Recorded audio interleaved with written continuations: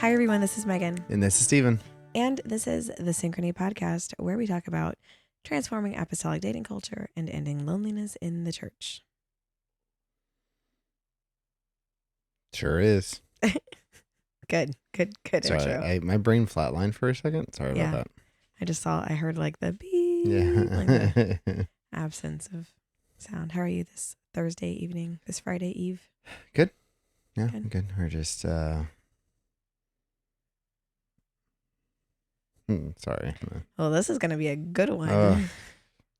I had to wake you up to come out here. I'm sorry. Yeah, no. While Steven's caffeinating, really quick before we dive into the topic, super special shout out to something exciting that happened this week, which is that our dear friends Ryan and Victoria got married. They got married on the 7th, a beautiful Easter week wedding. And I've seen the pictures and they're stunning, and I'm so excited for them. So congratulations, We wanted guys. to be there so bad. I know. Yeah, I wish we could be at every wedding, but I know. At least we get to enjoy the pictures. Ryan was very good about putting lots of details in his Instagram story. So I feel like I got to see the progression of it a little bit. But it kind of fits Ryan's MO. Yeah, he's like super artistic, and he captured all these cool moments. It was really neat. Yeah. You're going to probably hear clickety clackety in the background. It's because our dog is making a guest appearance in here, so she'll be walking around. Yeah, she doesn't want to be inside by herself or with the kids sleeping, but she can't go outside because she has been a little Houdini this week and has escaped the yard a couple times. So now she has an air tag and has to hang out in here with us. Yep. So, babe, today we are talking about speed, not the drug. Don't do drugs, kids. Nope, don't do drugs. We're talking about speed, and I guess this is like one of those like kind of like practical dating advice episodes or whatever. But I don't know if people who follow us on Instagram have figured this out yet. I'm sure they do because they are smart people who pay attention to such things. You might have noticed that sometimes what we post about on Instagram tends to be what we talk about on the next podcast.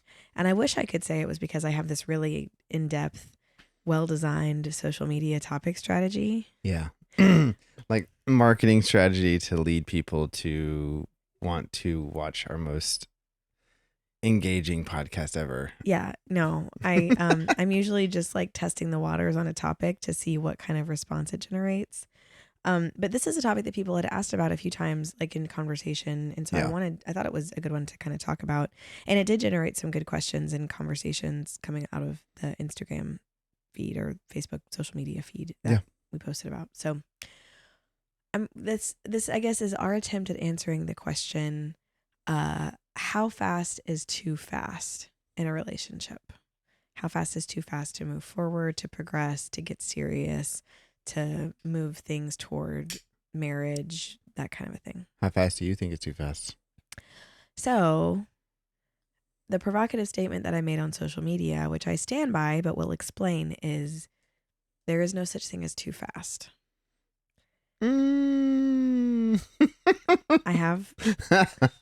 I have an explanation. See, even Olive agrees. Olive doesn't love that. So I realize that's a very provocative statement, but I'm gonna illustrate this with a metaphor first. I'm sure many pastors would disagree. Yes. I will say there are plenty of examples of where people have moved through a relationship too quickly to their detriment. But what I mean is that the pace is not the root cause of the reasons why that was It's the wrong questions being asked. A lot of things, and we'll kind of unpack it. So this is the metaphor I want to use to illustrate this, right? Humans can travel at different speeds with ease. Yep. Okay. Right now, my brain is not traveling at a good speed. Right now, Steven's brain is traveling at the speed of a snail with... Have you seen Flash from Zootopia? Yeah. The sloth. I love... Flash the sloth. I love that they, it's always the DMV. I feel like the company I work for serves a lot of DMV like clients. Those are like some of our clients for our software or whatever. So that joke gets passed around quite a bit of DMV stuff. I love the part where he's like, Ah. Oh, he's laughing. Yeah. Ah. If you haven't seen that movie, you might be thinking that Steven is having a stroke, and he is No, not. I In am fact. not. It's really funny. Um, Anyways. okay, so I'm all interested in space right now because of the Artemis 2 Oh, sure. mission. Do you know how fast a rocket has to be going in order to enter Earth's lower orbit? I did not know this. Are you talking about leaving or coming back in? Leaving. This is to enter low Earth orbit, and then there's a different speed for actually leaving Earth's gravity, but just to get just to get into lower Earth orbit. Probably somewhere between 400 and 600. No, 17,500 miles per hour. Okay. I wasn't sure if it was that high. I was gonna go higher, but I was like, I don't remember how high it is. That's wild to think Yeah. about. I mean, I can't even. It's hard for me to fathom how fast that is. Whatever. And humans can do that. Humans can be in that rocket moving that fast, right?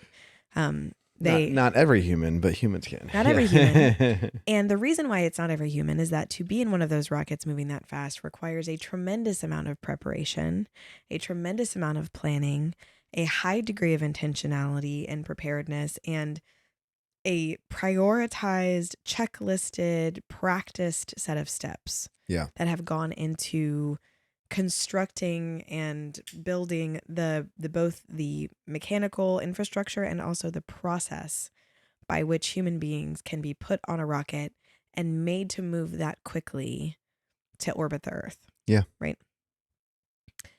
Technically, if we were able to create a force or a propulsion powerful enough, right?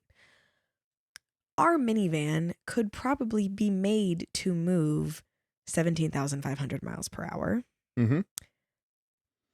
It would likely. It would not stop in this one piece, but yeah, it would go. It could go that fast. It would vaporize at some point or fall apart immediately, right? My check engine light would definitely come on. Yeah, let's be real. Our check engine light has been on since we bought that car. 100%. We have never driven. Have we? I feel like the amount of time that, and this is not a diss to us or to you or to anyone who's involved in our car maintenance, this is just the kind of cars that we buy. I feel like we have driven more often with a check engine light on than we have with it off. I would have to say it's about 50-50. You think? Because I try to make sure it's off, but generally speaking, I'm okay with it being on if I know what the problem is and it's not a detriment. Thing. Yeah. Yeah, 100%. I generally know what the check engine light is. Yeah, we don't like throwing what code it's throwing, but yeah. Yeah, as long as it's just the one code that it's throwing and not 27. Yeah. But yeah. We figured that out on the side of the highway. It's fine. Yeah. When you're replacing an alternator. Right. So humans are capable at moving 17,000 miles per hour in a well-designed, perfectly outfitted, meticulously planned rocket.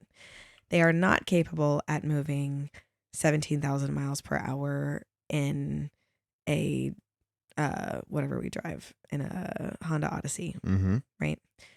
The speed is not the problem.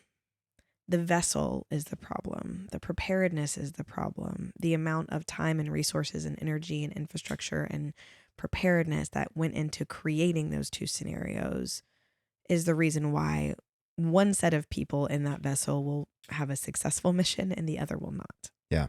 Right? Is this metaphor making sense for the whole that makes sense. Relationship thing? Even with my slow brain, it's still connecting. Cool. Do you generally agree with that? Like, it's not so much the pace as much as it is like the structure of the mission, quote unquote, that these two people are on? Yeah, no, it's a very good comparison. I think there's some really cool, like, deeper comparisons that we can go into that, but I would run the risk of watering down the example.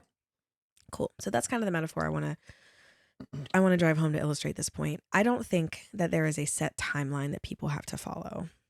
Now, we do ballpark things for people sometimes. Yeah. And really that's just to give people guidelines so they don't end up in like situationship territory, because that can happen to like anyone.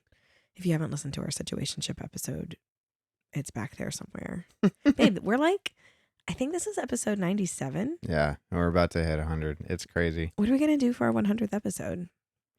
Dude, I've been asking. I asked the Discord a while back that, and they threw out some really good ideas, but I don't know if we're gonna do any of them. I don't know. We got to figure out something. We're going to have to make a plan. Yeah. We're driving to a wedding this weekend, not a synchrony wedding, just Yeah. a friend wedding. Maybe we can come up with a plan. Our best ideas happen in the car when we're not with our children. We love you, kids. We love you, kids, but it's hard to think. Yeah, it is.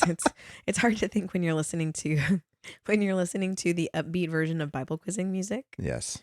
I don't know if you know this. If you are not a Bible quizzer, you might not know that intrepid individuals have recorded scriptures to music, and it's only one verse per tune. So you listen to that one verse over and over and over again. Yeah. And yeah, and that it used to be, I think, just Danae Richardson doing it, but now there's like AI created versions too. Yeah, but I still have her voice in my head. Yeah. What is it? Deuteronomy 24:12. Yeah. I have it stuck in my brain. I Yeah. can have nightmares about it. I think. Well, no offense, Danae. We love your No, work. it's not. It's not her. It's a great song. It's just that we had we've listened to it so many times. I like the one. There's one of them. I don't remember the scripture reference now. Of course, it's the but Lily likes this verse because it has honey in it, Oh yeah. and so she thinks that it's like it's related to you and your beekeeping Oh, work or sure. whatever. So it's special. But the song is groovy. How does it start now? I can't think of it. The irony, because it's been stuck in my head for weeks. Sweeter also than honey in the honeycomb. It's like groovy. It's like they made it into almost like a jazz standard. Yeah, it's like jazzy. Anyway, okay. We'll figure out what we're doing for our 100th episode. I don't know. Could give away 100 things or something. I don't know. It would require us to have our act way more together. So what we tell people in terms of like how long to be in like the earliest stages of dating, right? Which I hate to use the term like talking, right? But like for the synchrony process, it's the time between when you've met someone and when you decide whether or not you want to be in like a exclusive or official dating relationship with them. We tell people to ballpark that at like 2 months. Yeah. Max. So that 2 months is kind of like arbitrary. And people, I think people could know well before 2 months have passed that this is someone that they want to date. Yeah, for sure. I don't think it requires like that amount of time to know, right? Yeah. But that's specifically talking about like dating, like the dating timeline sort of like becoming official. Do you feel like there is a world in which people move too fast to actually getting married? Like between when they start dating and when they decide to get married, is there a too fast there? I think socially for sure, but in the sense of people like rushing into getting married, or the people going from dating to marriage, I think there is such thing as too fast. Mm-hmm.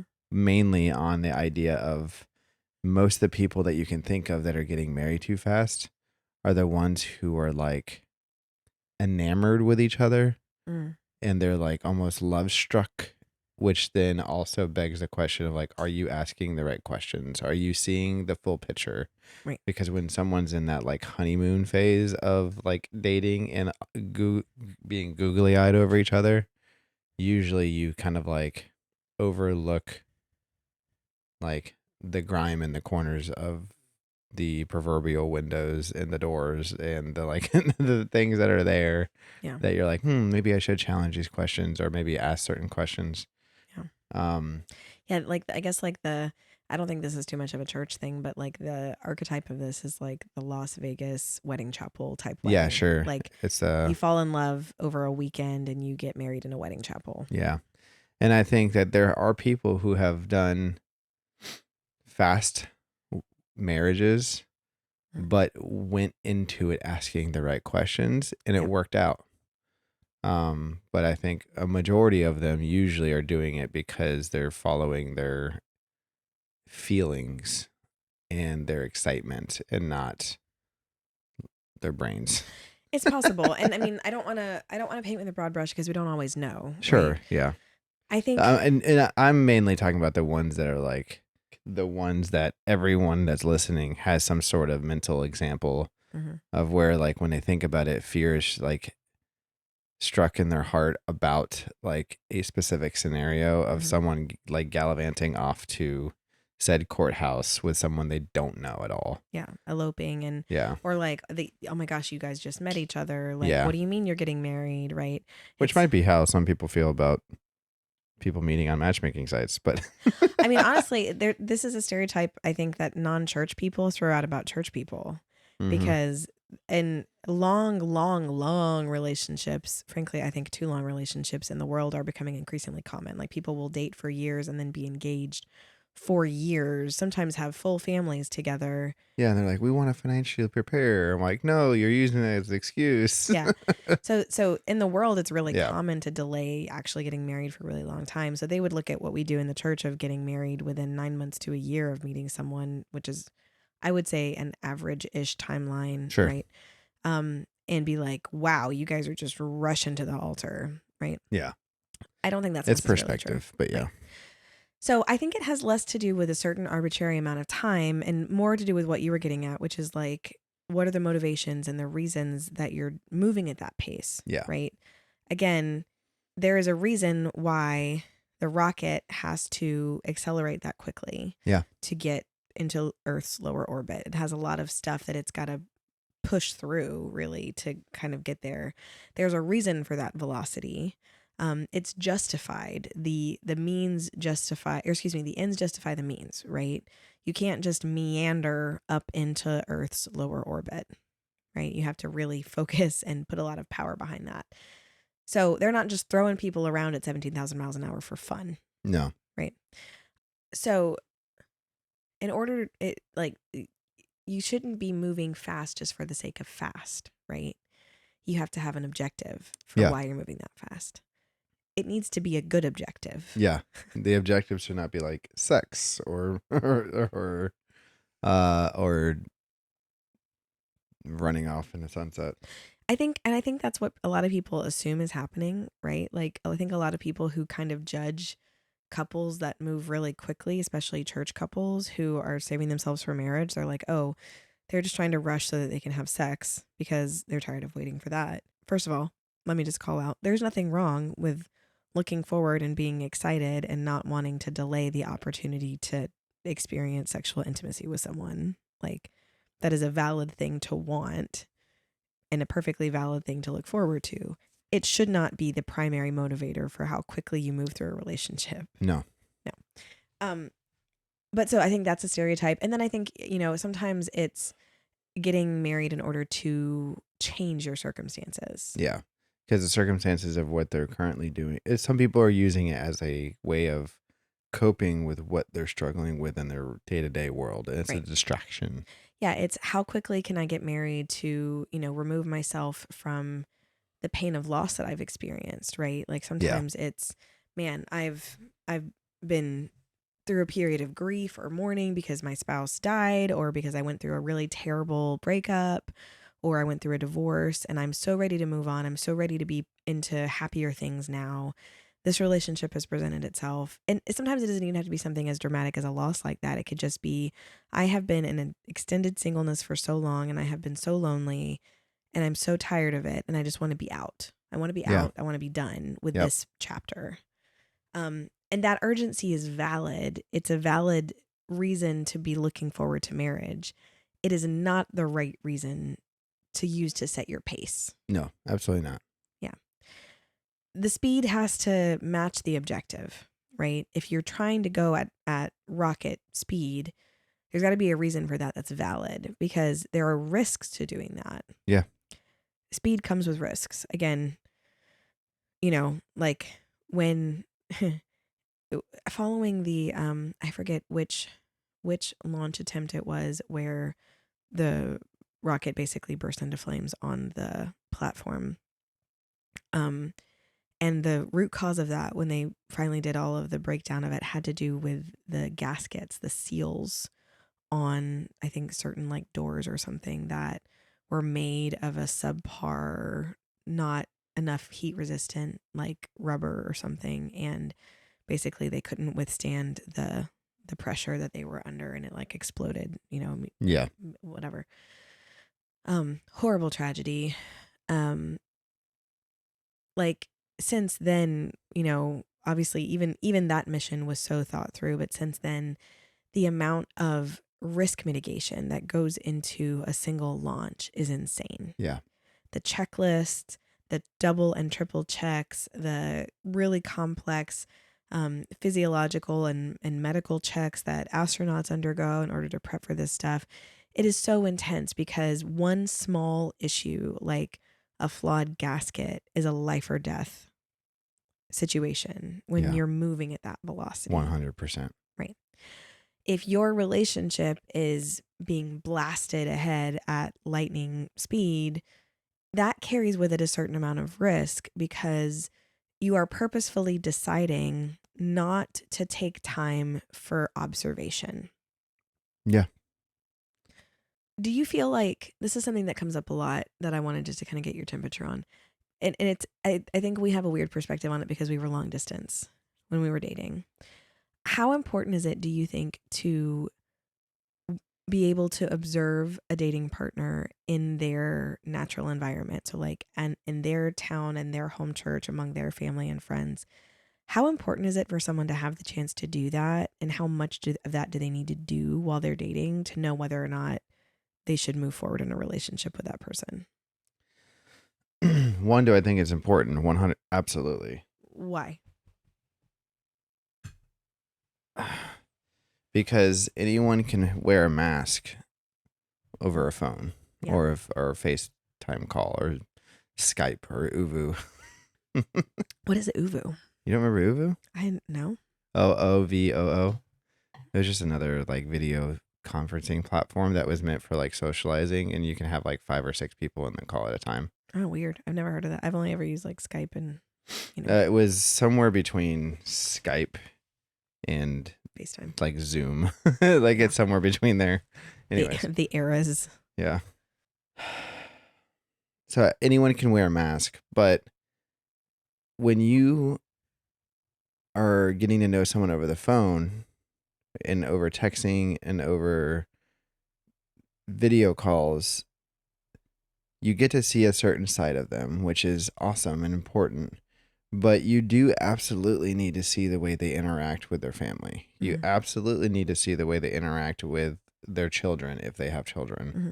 You absolutely need to see the way they interact with their pastor and their church. And I think you should volunteer with them together because the way they act with random strangers out of acts of kindness is different than the way they act around people they know and are comfortable with. Yeah. I think there would be a world in which you can not oversaturate it to where like you have to see them in every single scenario of their life, but being able to calibrate, is this a person that I like their character? Yeah. Is this a person that I could see myself with and associate myself with, and our names become like unanimous with each other? And me be okay with that. I think synonymous is what you meant, but synonymous, yeah, maybe.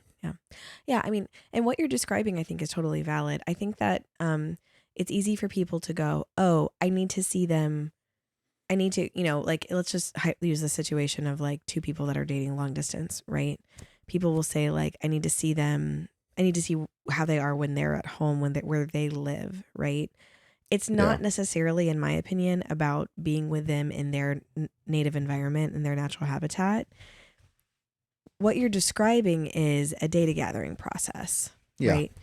And seeing them in all these different contexts, you're gathering different data about their behaviors. Yeah, absolutely. And we have an instinct about needing to do this because I think most people who I talk to about long distance dating will say like, well, yeah, I mean, I'm fine with dating long distance maybe, but I really need to be able to travel to see them, and they need to be able to travel to see me because we need to see each other in our environments. Absolutely. I think what we're getting at there, and the reason why that feels so important to us, is because we have this innate understanding that people behave differently in different contexts, and you're trying to expose yourself to as many versions of this person as possible. Yeah. Because you have to live with both the best and the worst versions of those people. Yeah. I'm going in my head down the line. Like, you should also put that person, not put them, like create a situation. Ideally, you'd be able to see them under pressure. and the way they act under pressure and problem solving under pressure, Mm-hmm. because that's where people's walls come down Mm-hmm. and it's hard to maintain a mask when you're under pressure and have to solve a problem. Sorry, not to refer to a relationship that's not us, right? No, But okay. I have a good example Yeah, go related for to it. this. I dated someone once who was purportedly a very handy person. Mm-hmm. Okay. I had not witnessed this handiness Yeah. for myself because we were also long distance, right? Yeah.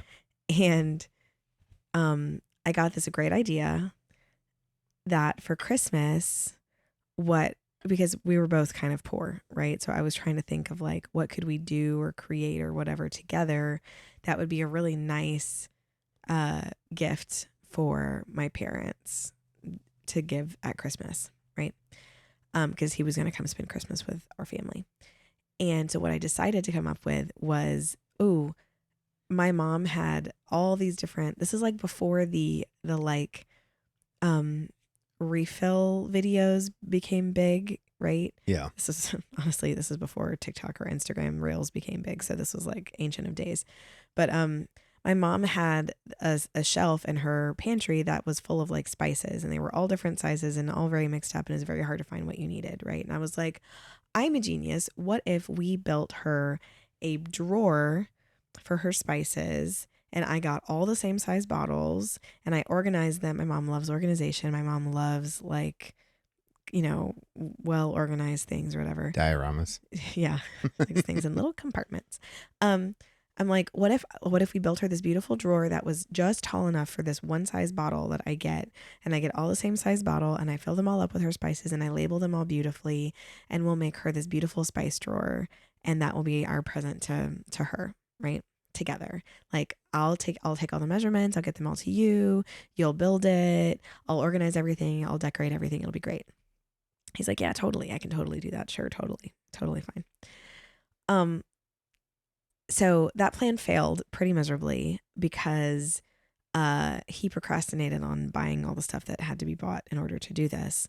Didn't ask, like, I didn't know what I was doing in terms of like what was required for this build. So he didn't ask for like the right information about it. The configuration of the shelf was not where it needed to be for this. There was all kinds of things that were wrong about this idea. And on Christmas Eve, or like the day before Christmas Eve, we're trying to install this very poorly constructed drawer situation, right? And I am madly in love with this person at this point, Yeah. right? Head over heels. Like, I think on that same trip, we might have scheduled an appointment to look at a wedding venue together. Like, we were like serious, Yeah. right? Watching this man wrestle and actually curse and get so frustrated and angry at this drawer that wasn't behaving properly because he didn't know what he was doing. That was the first crack in the facade of, oh, this person is not who I thought he was. Like, Yeah. And this isn't going to go well, and I need to rethink this. It didn't hit all at once. Oh, like, sure. It took time. But that was the first like crack in the facade. My parents finally tore out that really horrible spice drawer. Yeah, like, I've seen said drawer. It was a tragedy. It was a, Mom it and Dad, was I'm it so was sorry. it was a drawer. Yeah, it kind of it barely functioned as a drawer. Yeah, it had spices. It had spices in it. It did. She still has some of the bottles. Yeah. It was miserable. So I agree. Seeing people under pressure is helpful. Not that you want Again, don't simulate it. Don't try to like create a like Hunger Games scenario cut and somebody's say, brake lines. Yeah, Just, yeah. But no. that being said, like that is a great opportunity to see someone respond, because it's in those moments that does compassion come out, or does wrath or anger come out? And does generosity come forward, or does like spitefulness, mm-hmm. that's where you start seeing someone become more of what they nurture. Yeah. and seeing, how does someone handle frustration? How does someone handle embarrassment? How does someone handle all these things? Do you remember the embarrassment of our first dating weekend when we were hanging out with your mom at her house? Do you remember? Yes. Do you want to say it, or do you not want to say it? Hey, listen, we overshare on these podcasts. I think it's fine. You're the one that brought it up, not me. Yeah, both of us got very quickly exposed to each other's experience of handling embarrassment. I thought it was great. I laughed so hard. You laughed a lot. So first, I'm at your mom's house, and I go to use the bathroom at your mom's house. Okay. We're getting really into the nitty gritty here. Sorry, guys. Okay, so I go to the bathroom. Others, half of people are like, "Huh?" Yeah, and I'm trying to like be a dainty lady, right? Like we're basically at this your is mom's. like your first time coming to visit me. Yeah, like I stayed at your mom's house. You were living with your sister. Yeah. And you had come over to your mom's house, and we were basically hanging out together, the three of us, like for the morning. Yeah. Right. And so at some point the coffee hits. I go to the bathroom and do what you do, and use a normal amount of toilet paper. And it wasn't anything extravagant, guys. Like there's nothing. This is not like anything crazy. And your mom's toilet like didn't have a lot of like flushing power, like that particular bathroom. I don't remember. And it clogged, and I panic. Yeah, right? because we didn't have like a plunger sitting in there. There was not a plunger sitting in the bathroom. Guys, listen, keep a plunger in your guest bathroom. You never know when someone might need it. Yeah. Right. I'm like, or don't, because it creates hilarious moments. yeah. I'm like checking drawers. I'm like, I just started dating this man. Like we had just become official. Like then, like maybe a few weeks before that. Yeah. Yeah. So this is the first time we are together as a couple. The first time I've ever stayed at your mom's house or hung out with your mom for more than an hour. Yeah, more than seeing her at church. Yeah. Yeah. Like, so like this is the first time that this had happened. I can't find a plunger. The toilet's not flushing. I'm not going to like leave it there, Oh, sure. Whatever. That would be even weirder. Yeah. So I come out and I'm like, hey, like, this is so embarrassing and awkward. Do you have a plunger? And your mom dies. And she's like, oh my gosh, no problem. Whoa. Like your mom's like the best person for this to happen around. Yeah. Awkwardness is like non-existent in my family. Yeah. And which is also terrifying in some cases. Yeah. But yeah. Yeah, she was so chill. But then my worst nightmare, I'm just like, thank you, I'll take care of it. She's like, no, I'll take care of it. And I'm like, no, please, I'll take care of it. And like this for context, there's nothing in the bowl besides no, correction. No, I'm getting there. Okay. There's nothing in the bowl at this point besides tissue, like toilet paper that's floating around, right? Still embarrassing, but like not the worst case scenario that you might be imagining, right? But still, I don't want anybody else dealing with this. I know how to use a plunger. Like, give me the plunger, I will deal with it. But your mom's like, no, I insist. And so like she goes in there. No, this is what I'm trying to say. I'm getting there, Stephen. And then, oh no, because I go try to plunge it and I can't get it to work. Yes, still. it doesn't work. Yeah, it's not working. And your mom is like, let me take a shot at it. So she goes to try to plunge it. It's still not working. But she walks in and goes, oh, there's nothing embarrassing in here. So then she goes, Stephen, come here. You can fix this. And I'm over here like trying to just. She's like, can I just hop in the toilet too? And you plunge me down. Yeah, I'm just trying to become one with the couch cushions at this point. Like this man that I just started dating is going to see my toilet paper floating around, which you handled very gracefully. Thank you. Yeah, I don't care. It was fine. You were in nursing school at that point. Yeah, like I grew up wiping my dad's butt because he was handicapped. So like it was not a big deal. Yeah. So anyway. So that happened. So you got firsthand exposure to the peak of my embarrassment at that point. So that started off fantastic, but then it got better because you returned the favor by embarrassing yourself in front of me by accident. Do you remember what happened later? Oh, is that when I farted in front of you or something? Yeah, like we were, because you were like super gassy because you were like nervous. Yeah. You had like the nervous. Yeah, it's like if I it's funny. If my friend Brad once said this, and it makes so much sense. Shout out to Brad. Yeah, thanks, Brad. He's like, what's terrible is when I get gassy, I get nervous. And when I get nervous, I get more gassy. Yeah. He's like, so it's just this vicious cycle. Well, it's very true. For some reason, I got really gassy around you, and it was terrible because I just hold it in for 3 days straight. Yeah. So we took a lot of walks because your mom had this, because like obviously. I'm sorry to our listeners. This is just fast forward if this is not if you're not good with body functions, I apologize. Like this is we took these long walks because like your mom had this beautiful neighborhood that had a lot of like bridges and canals and like it was really nice Yeah, to it walk was through. a And we really were cool trying to place. like hang out alone but stay in public spaces. Like we Yeah. wanted to talk and be together as a couple, but like still be out and about in front of people and be Yeah. holy and whatever. So it was a nice way for us to just kind of stroll around and, hang out in the neighborhood and whatever. And we were walking down some sidewalk and one of us said something funny and you were laughing. Yeah, I laughed and released, and I was like, "Oh, dang it!" Yeah, so he's just Yeah. like laughing, and all of a sudden he just like accidentally farts, and I just remember you just stopped in the middle of the sidewalk and like hung your head like a sad little puppy. It was very much like an Eeyore, like, "Oh man." Meanwhile, I am about to roll on the ground laughing so Yeah. hard because it came out of nowhere, and I was so happy that I wasn't the only one who was disgusting in this relationship this early. I was like, yay, Yeah, now it's all downhill now from we're here. even. Yeah. Right. Anyway, okay, so the point of that whole story was just you got to know how they handle different situations. Yeah.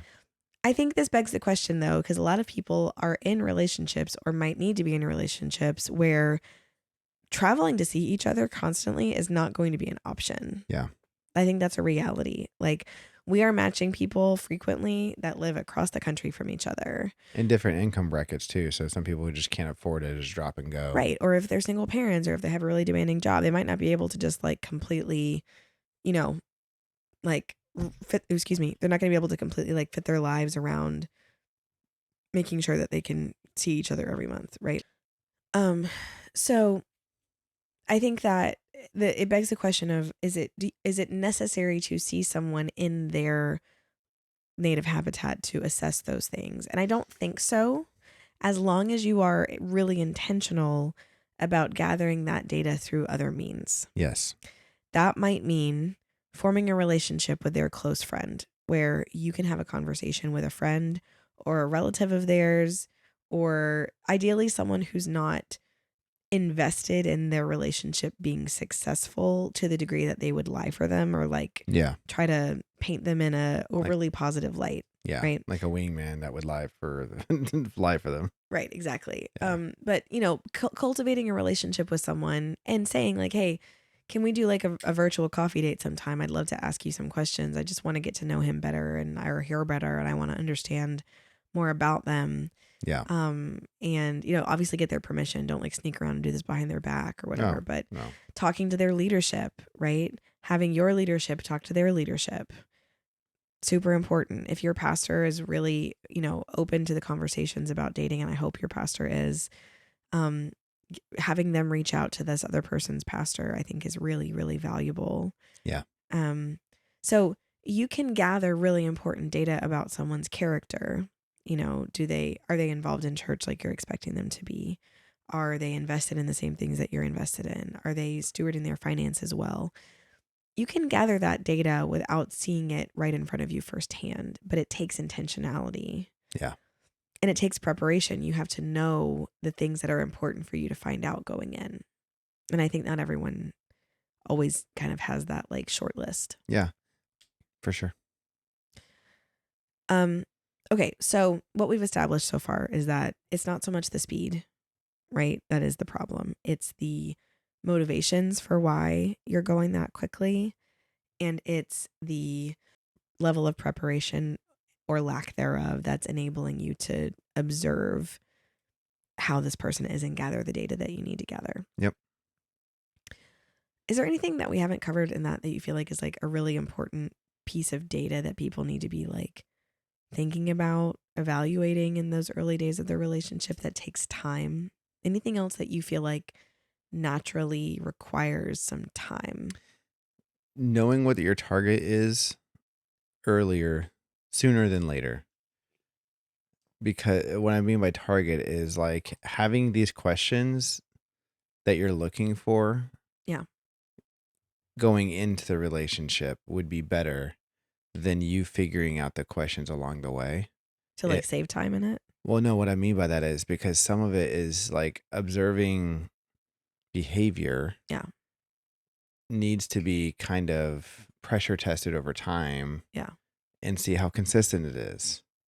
Yeah. Like, and so like if you're figuring out the questions and you figure it out 6 months into talking to someone, you're now going from that point forward mentally. Oh, I'm now challenging these questions. Whereas the first 6 months of your relationship is like, Yeah. I don't want to say wasting time, but you're figuring out who you're wanting to date while you're dating someone. And that can be room for a situationship or Mm. for aimless dating, which can also be dangerous temptation wise because they're just hanging around like a, a, a roommate, that's dangerous.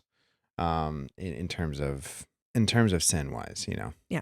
Um, I think all those points are really good. I don't know that you got at the heart of my question, which is, are there things that just naturally take time to evaluate that cannot be, they can't be, there's no way to speed them up. There's no way for them to happen quickly. They're just going to take time.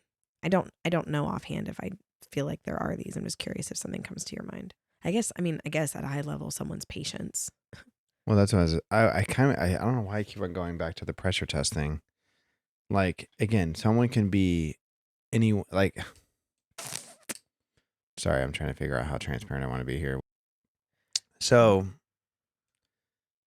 this happened to my mom Uh, where someone acted like they were the right fit mm, for a relationship. He fit the role. He was loved giving people Bible studies, talking about the Lord, volunteering every chance he could at the church. He prayed in the altars. Like, it was like everything. It was a match made in heaven this is my stepdad, by the way. And um over the course of their dating relationship, it moved so quickly and we were so excited. I say we because I was a kid and my dad had passed away about a year or so prior, and this guy showed up out of nowhere mm, and he seemed a little too good to be true. He had a past, but you know, the blood of Jesus right. covers sins, and Right. so it's like easy to overlook, from my mom's perspective. And he fit the role. He looked the part. Yeah. And I don't think there was time to pressure test Mm, his character. And they got married very quickly, yeah. even against, against better judgment. Sorry, even against advice from people in our lives. Yeah.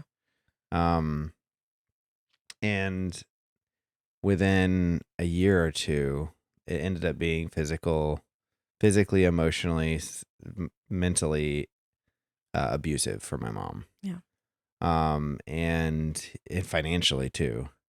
It became, like, luckily I never got hurt. Like, he never sexually abused me, Mm, but he would emotionally abuse me to get to my mom sure. and psychologically. Um, and so one of those things is he held face, Mm, and because questions weren't thoroughly being asked mm-hmm. and they were just bulldozing through the process, Yeah. there wasn't analysis of, they didn't have a goal except for they both liked to reach people and bring them to Christ, which is great. Yeah. So theoretically, they had some alignment in their values, but there wasn't enough data gathering to Yeah, really they assess his character. yeah, access his character and just see like if he really is the person he says he is. Mm-hmm. And so that being said, if we would have seen him in a situation, where it was able to put his guard down Mm-hmm. and then be who he, naturally goes to in those moments, it might have been easier to see. Yeah. And so I'm not trying to say you have to pressure test everyone and like you put them in a pressure cooker and if it works, then great. But in this situation, the reason why I'm going there is because of my experience with him. Sure.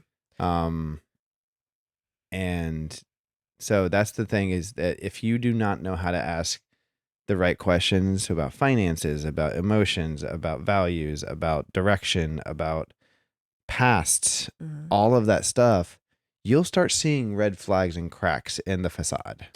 Yeah. Like, that was never asked. Yeah. It was more about like how it felt. And that's where it got dangerous, is we weren't asking hard questions. I say Yeah. we, but my mom. Yeah, I mean, you were a child, Yeah, I so was 13. right. But I think you bring up a really good point that like, so there's this concept now or this term now that's getting thrown around called love bombing. Yeah.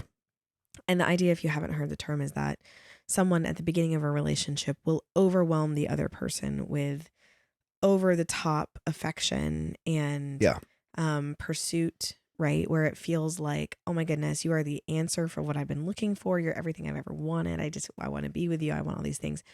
An overwhelm of emotional and sometimes like, like it's gifts or it's other acts of service or it's really tender connection of some kind, um to the point where it brings up a wave of very strong emotions in the other person or in both parties, right?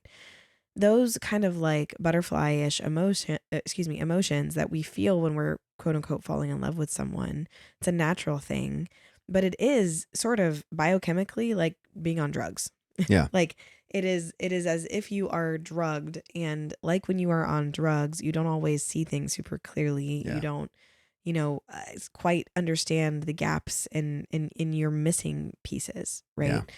When someone kind of like you're talking about with your mom, right? When someone steps into the mythology of what you believe you're looking for, Yeah. you've got this idea in your mind of, oh, this person's going to be this and they're going to be this and it's going to be awesome, and then this person shows up who fits that, right? We have a whole episode about, reading into signs that you Yeah. think are coming from the Lord or from a word or something, and oh, you've made them match this person that you've met, right? Yeah.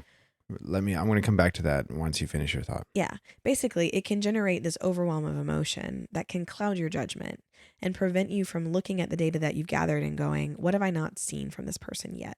Yeah. Right? What am I missing? What context or situations or pressures have we not been in together? Can this person deal with hard things in an absence of these overwhelming emotions?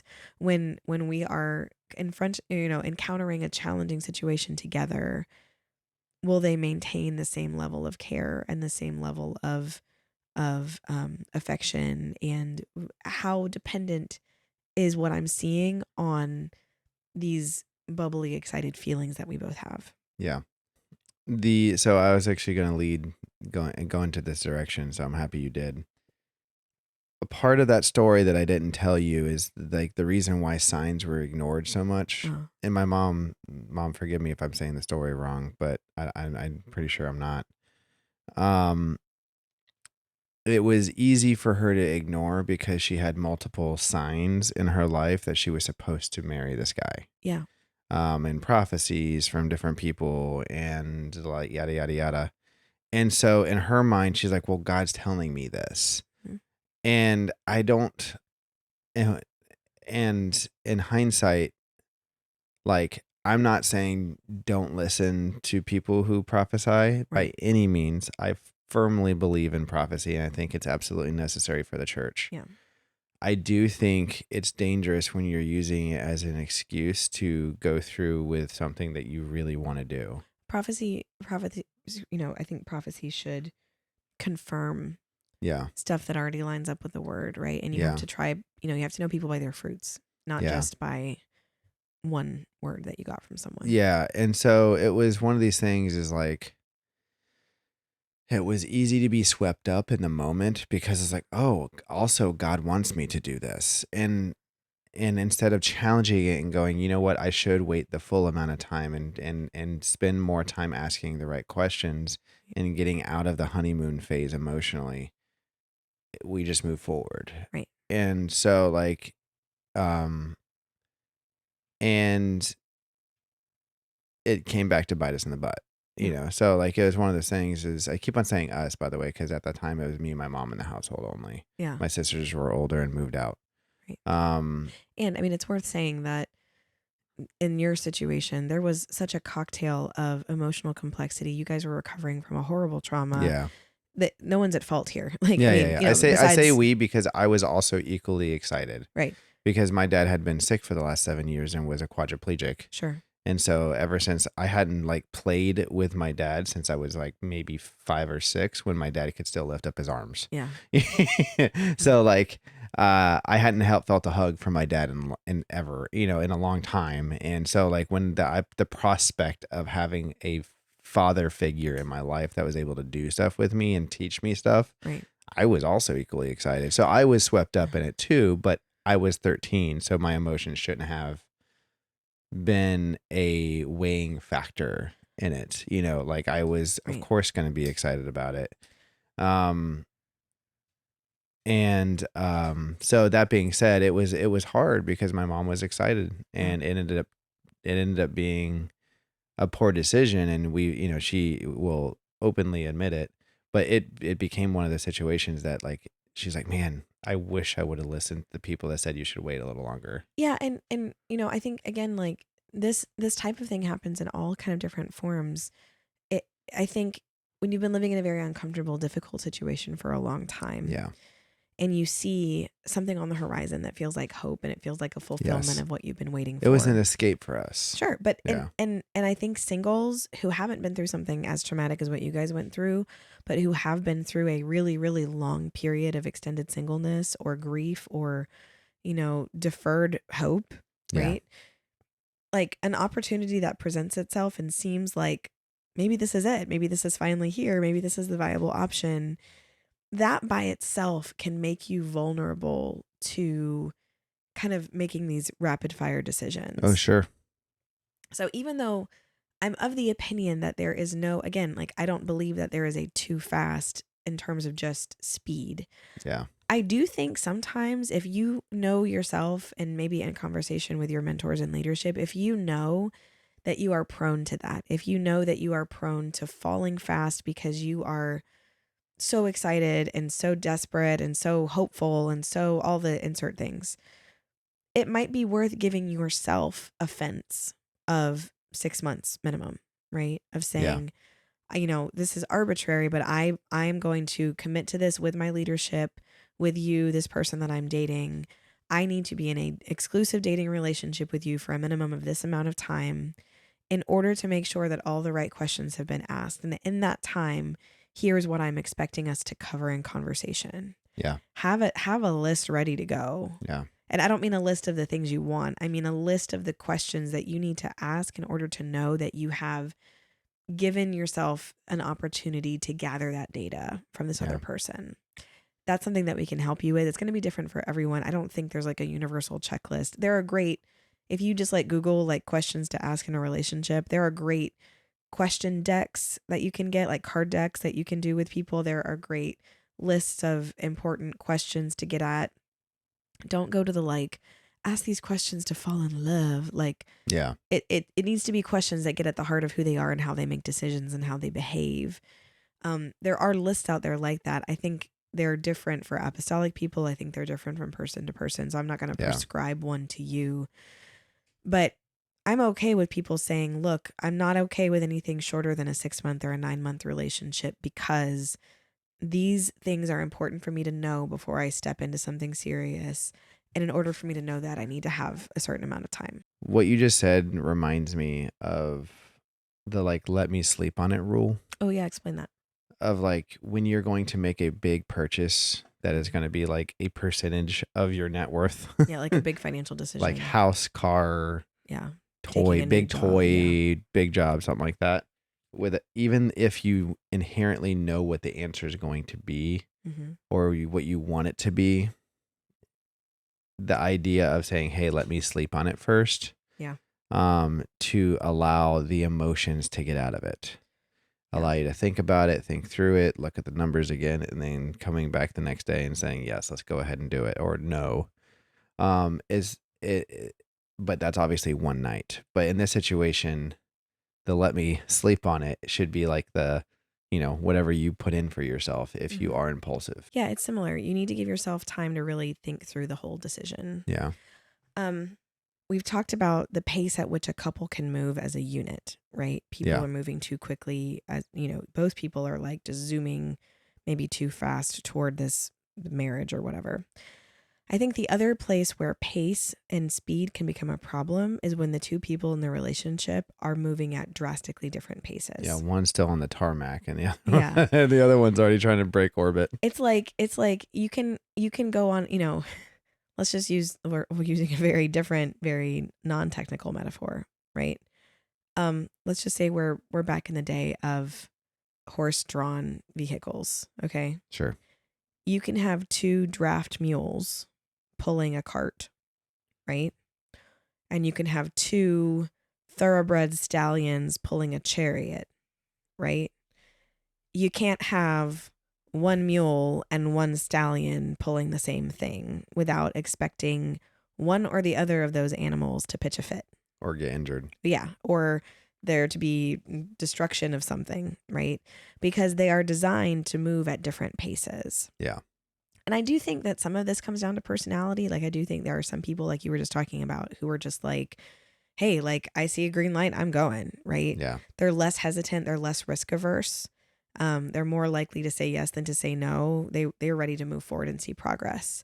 And there are other people, I think, who are naturally more risk averse, either because that's their personality or because they've had negative experiences and they want to tread really carefully into each new phase to make sure that they're safe, you know? But if you have one person who is like moving forward in a relationship at the speed of light and the other person is not sure, it's very rare that those two people can like reconcile that and come to a compromise of like, both of us are going to agree to kind of move at this pace. I think it can be done, but it's a hard position to be in. Well, let's say there's one moving slower than the other. Yeah. And we've talked about this in the past. There is a world in which the person who's going really fast Yeah. recognizes, oh, I'm moving too fast for this. Sure. Then you can kind of have a, what's the word? It's a phrase. Come to Jesus.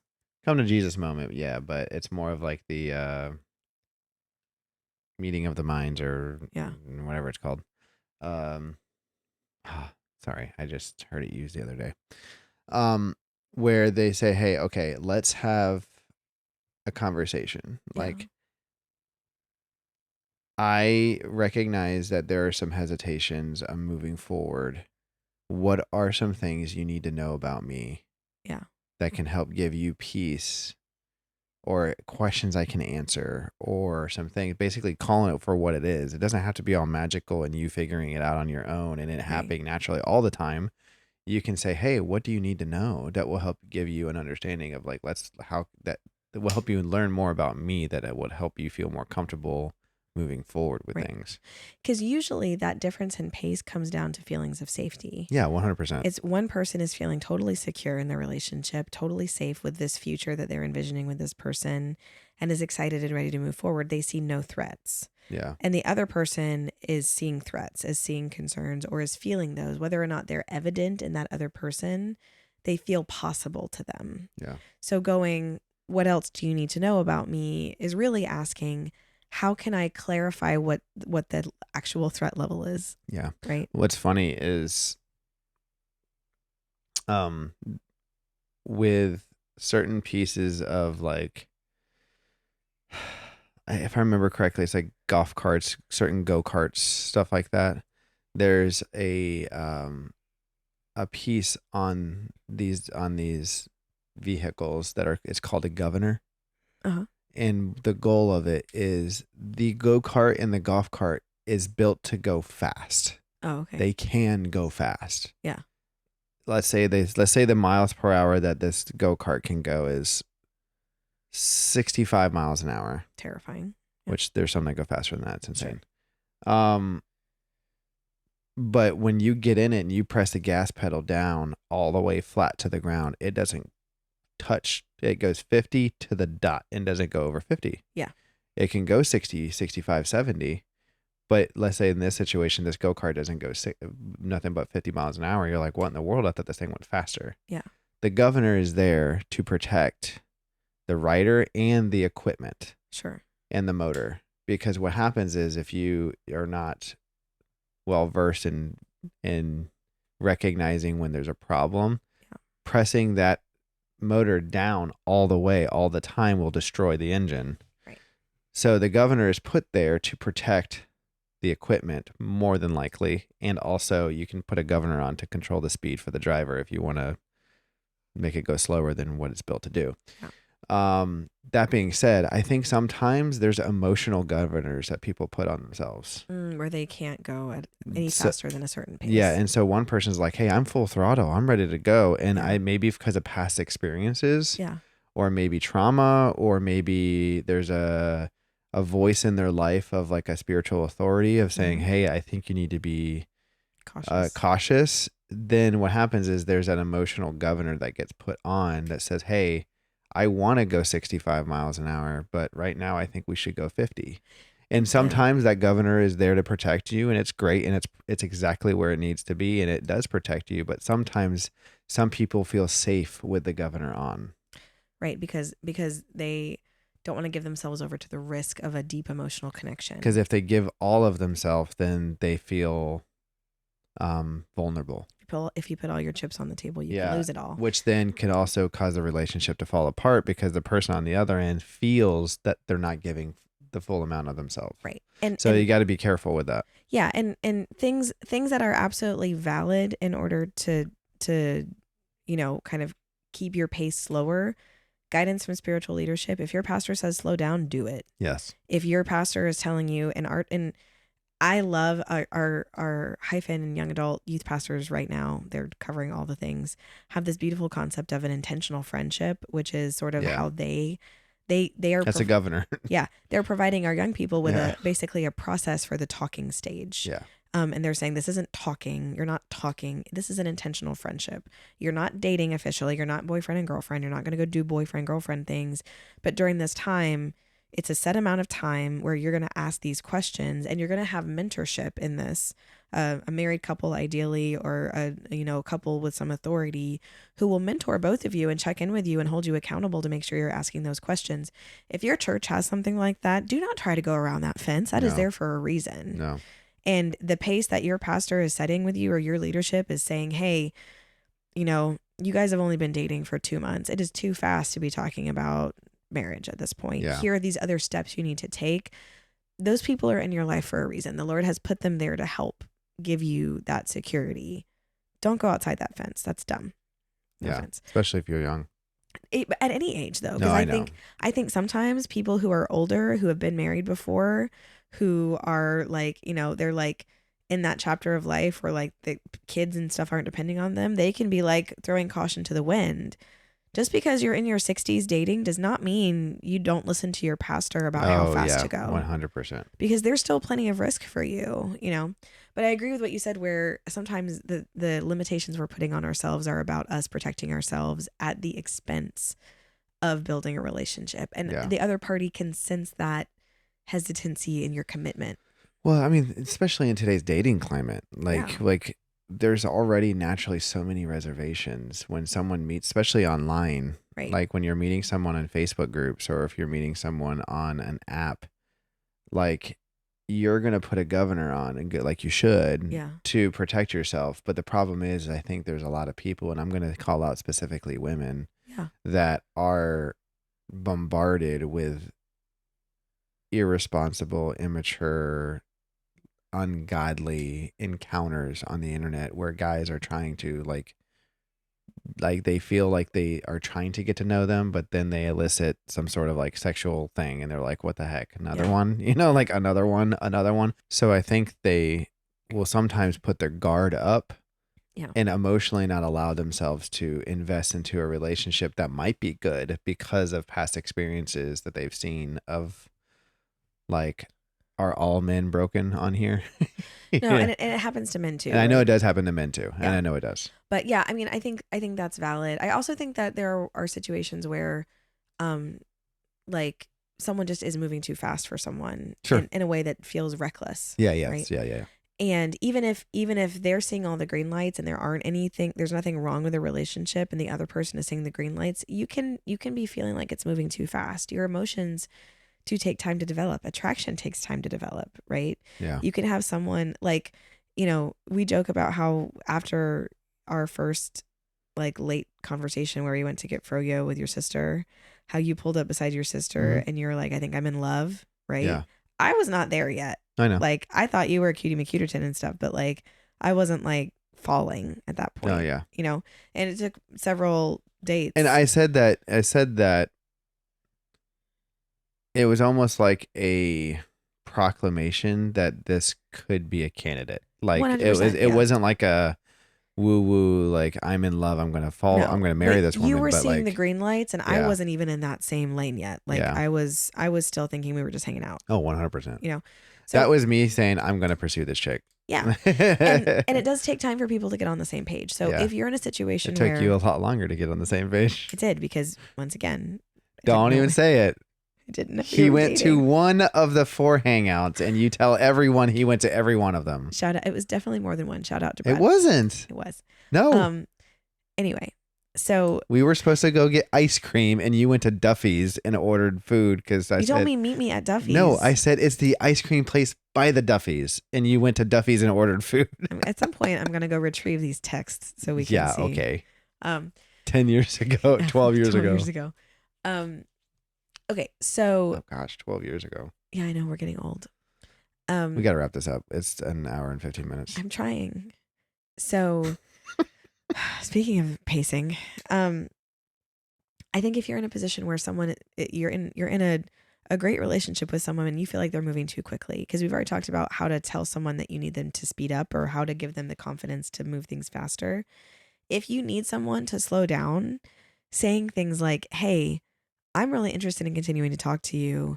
I'm really getting a lot out of this connection, but I need time because I want to know more about A, B, C, D, and E," right? Yeah. This is an invitation. It's an opportunity for you to check on these things that we're talking about that you need to gather data about, right? Hey, I'm excited for us to step into something in the future potentially, but before I'm willing to put my emotions out there, I want to make sure that we're aligned in our values. I want to make sure that we can live in the same zip code. I want to make sure that all of these blockers have been eliminated so that we know when we do maybe step into a relationship that there's nothing that will hold us back, right? Yeah. That is a great moment if you're sensing that somebody else is moving much faster than you are and you're still interested in this person. Instead of just going, they're moving too fast for me, I can't handle this, it's too much at all at once. Coming to them and saying, "Hey, look, before we move forward, it's important for me to know all this stuff about you." That gives you a great opportunity to like not just reset the pace, but also see how they respond to that feedback. Yeah. Are they respectful? Do they say, "Oh, totally. And this is another example of pressure testing. 100%. Do they say like, "Oh, 100, like great, totally. What do you need to know? Let's take a step back. Give me a list of questions. I'll happily bring those back to you. Like, let's take some time to figure this out," right? If they're willing to do that, that's a great sign. And I think, there's other factors in someone's life that are going to determine this, right?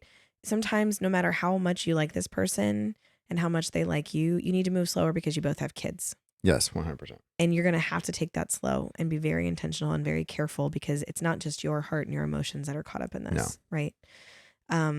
So there's a lot of factors that can inform pace.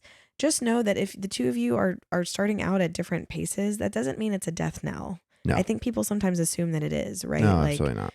It's not. You've got flexibility there. I do think it's a mixed match expectation. Yeah, you have to get clarity about what you both need to see if you can provide that to the other person.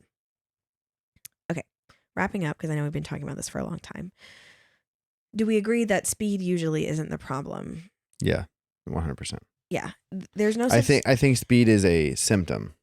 Correct. Like you can be moving too quickly because you're not prioritizing the right things, because you haven't taken the time to prepare, because you're using the relationship to get out of an uncomfortable situation into what you perceive to be a more comfortable one. Yeah. There's speed in a rocket ship trying to go to orbit because they're trying to go to the moon. Right. And then there's speed, someone on a, Kawasaki motorcycle going 140 down the highway, right, with no helmet on. Yeah. There's two different speeds. Yeah. Yeah. And so it's less about the pace at which you're moving than that you guys need to be aligned in what you're moving toward and why. It needs to be based on the right values. It's not just so that you're speeding up the timeline to when you get to be sexually active. It's not just so that you're speeding up the pace at which you get out of an uncomfortable season of singleness or loss. And you have to be having conversations about what you're looking for so that you are continuing to gather data about the things that are most important for you to know, right? If you can spend hours on the phone flirting, exchanging ushy gushy lovey dovey texts for years and still know nothing about this person's values. Yeah. People do it all the time. Yeah. And it gives you all the warm feelings. It's not enough to go on. Nope, definitely not. So you have to be able to distance yourself from the emotions that might be feeling overwhelming enough to say, hey, have I learned the right things about this person? What am I not asking about that is important for me to know? What are the if one way that I've encouraged people to think about this is, if this person that you just met, if you were to wake up tomorrow and you had suddenly been dropped 2 years into the future and you realized you woke up beside this person and the two of you were married, what would your immediate concerns be, or the immediate questions you would have that you would have to have answered right then to know that you were going to be okay? Yeah. And that can help shake out some things of like, oh yeah, like I haven't asked about their career path, Yeah. I haven't asked about how they interact with their mother, like. Yeah. So think about those things. And I encourage you, if you're not in a dating relationship right now, like do these if you're in a relationship too. But if you're not, take the opportunity to architect your priority list of what you would want to know about someone. This is not your wish list of what you want someone to be like. Yeah. Different list. This is a list of, what are the questions that I most need to answer in order to make sure that I'm stepping into a relationship that's going in the right direction. Yep. I think people can do that now, and we can help you with that if you want to chat with us about it. 100%. Anything else about this you want to call out? No, I don't think so. I did not intend for this to be such a You're like, it's gonna be a short episode. yeah. It's a good one though, and I did not intend it for it to be so vulnerable and exposing in so many ways. Hey, that was your choice. You brought it up. Yeah, we'll see if this makes it through the final edit. Yeah. No announcements right now, except that, ladies, we still have waitlist available. The waitlist is not a prioritized waitlist in the sense that, 200 people can sign up and we're only taking the first 50 when we reopen the pipeline. What's going to happen is if you go to our website and sign up for the waitlist, it means that when we reopen, all the people on that list will get the information about signing up for a consultation. Yeah. So feel free to add yourself there if you would like to be included in that so that you get the information when it's ready to go. You can go to the link in the description to do that. Guys, you're welcome to come in for a consultation now and get started for free. Yep. We're meeting with some amazing dudes right now, which I'm really pumped about, and working on getting people matched. So I'm feeling really optimistic about that. And besides that, yeah, we're just going to keep chipping away at our matches this summer and putting together some very cool data that I'm excited to share soon. That's right. Hey. Hey. I love you. I love you too. Thank you for very gracefully plunging that one toilet at your mom's house that one time. I would plunge any toilet for you, baby. That's love, guys. True love. All right. I hope you guys have a wonderful week. Bye. Bye.